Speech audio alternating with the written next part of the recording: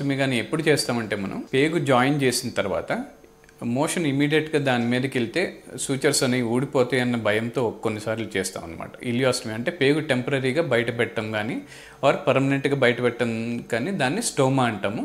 అది ఇలియం బయట పెడితే ఇలియాస్టమీ అంటాము, కోలోన్ అనేది బయట పెడితే కొలాస్టమీ అంటాం. సో ఇది ఎక్కువగా రెక్టల్ క్యాన్సర్స్లో యూజ్ చేస్తుంటాం.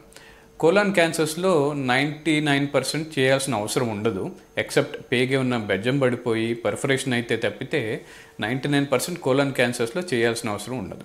రెక్టల్ క్యాన్సర్స్కి వచ్చేటప్పటికి ఏంటంటే అది బాగా కిందకు ఉంటుంది కాబట్టి మోషన్ వెళ్ళినప్పుడు సూచర్స్ అనేవి కొంచెం ఊడిపోతాయని భయం ఉంటుంది. దానివలన మనం టెంపరీగా ఒక 2 months or 3 months కొలాస్టమీ కానీ ఇలియాస్టమీ కానీ చేస్తాం అనమాట. ఎక్కువ శాతం అంటే రెక్టంలో పై భాగంలో ఉన్నంత వరకు ఇది కూడా చేయాల్సిన అవసరం లేదు, ఎందుకంటే ఇప్పుడు మన దగ్గర అడ్వాన్స్ టెక్నాలజీతో వచ్చిన స్టేప్లర్స్ ఉన్నాయి.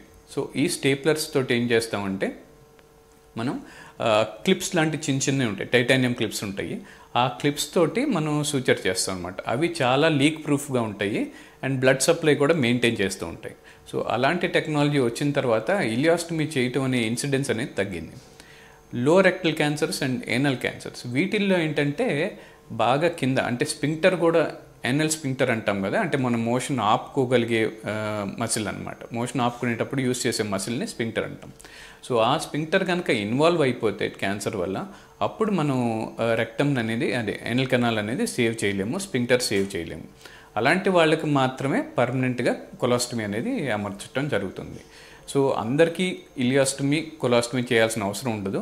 చాలామందిలో టెంపరీ అంటే 2 months 3 months చేసి తర్వాత మళ్ళీ అది లోపల పెట్టేసే ఛాన్స్ ఉంటుంది. వెరీ ఫ్యూ అంటే జస్ట్ ఒక 10 to 20% మాత్రమే పర్మనెంట్గా కొలాస్టమీ చేయాల్సిన అవసరం ఉంటుంది.